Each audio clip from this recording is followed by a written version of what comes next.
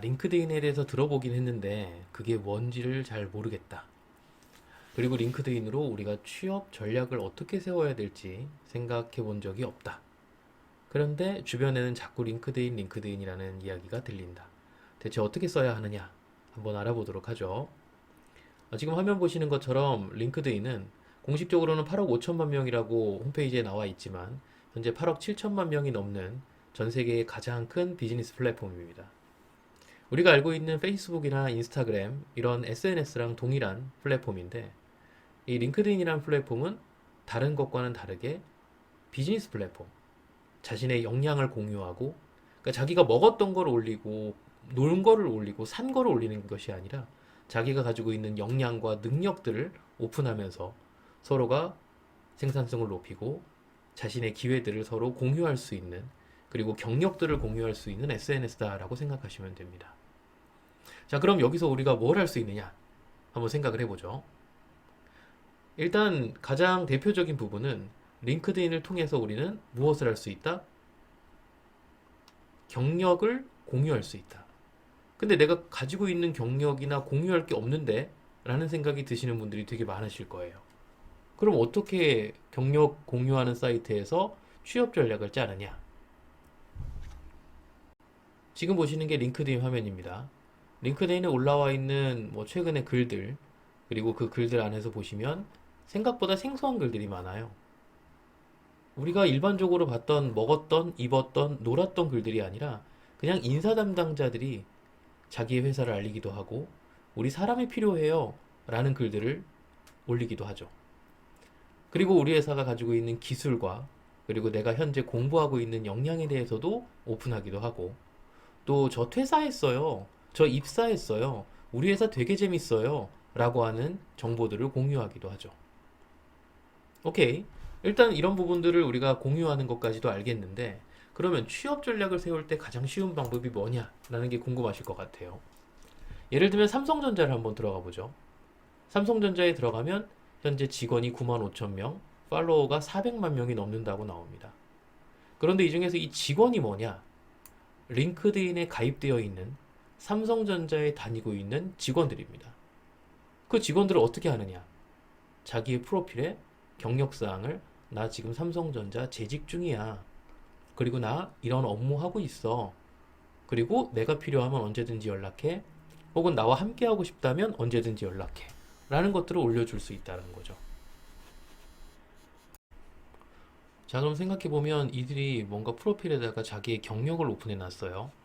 그러면 우리는 사람이라는 탭을 클릭을 해서 여기서 직원들에 대한 현황들을 확인할 수 있고 이 사람들의 프로필을 클릭하게 되면 그들이 올려놓은, 오픈해 놓은 자기의 경력 사항들을 볼 수가 있겠죠. 근데 이 보는 이 경력 사항을 보니까 뭐가 도움이 된다? 내가 가고 싶은 삼성전자에 내가 일하고 싶은 마케팅, 그 마케팅 직무에서 일하고 있는 사람들이 어떤 역량을 가지고 있는가를 볼 수 있다는 거죠. 그러면 내가 뭘 준비해야 하고, 면접에서 뭘 어필해야 하고, 그리고 현재 내가 가지고 있는 역량 중에 무엇이 공백인지라는 걸 아주 명확하게 알 수 있다라는 거죠. 사실 우리가 이 부분이 어려웠기 때문에 뭘 준비해야 되지? 영어나 학점이나 준비하자.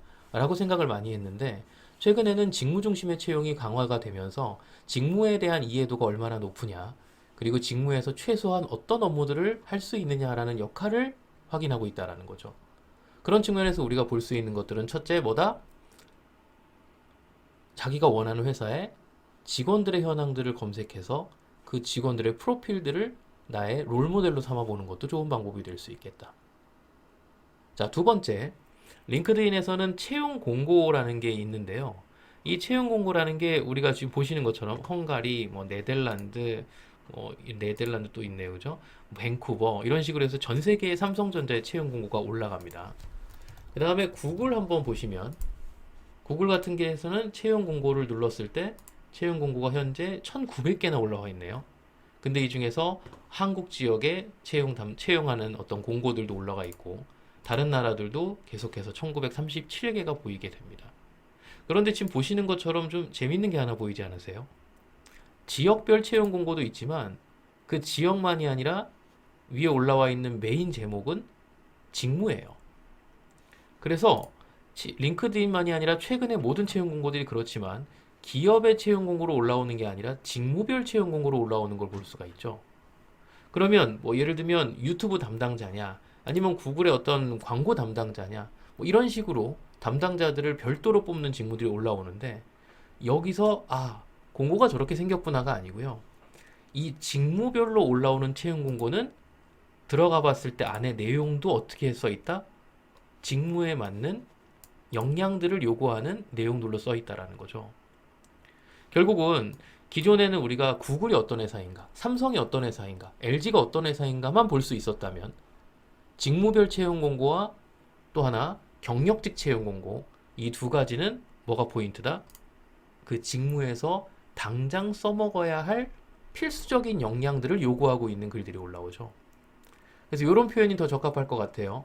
신입사원 채용 공고는 열정 있는 사람, 대한민국의 결격 사유가 없는 뭐 지원자, 뭐 이런 식으로 올라와 있는데 그게 아니라 직무별 채용 공고는 A라는 프로그램을 다룰 수 있는, B라는 언어를 할 수 있는, C라는 툴을 다뤄봤던 사람들, 이런 식의 어떤 구체적인 역량들을 요구하고 있다는 거죠. 우리는 두 가지를 오늘 배울 수 있어요. 첫째는 내가 보여줘야 할 역량의 기준을 누구를 통해서 찾는다?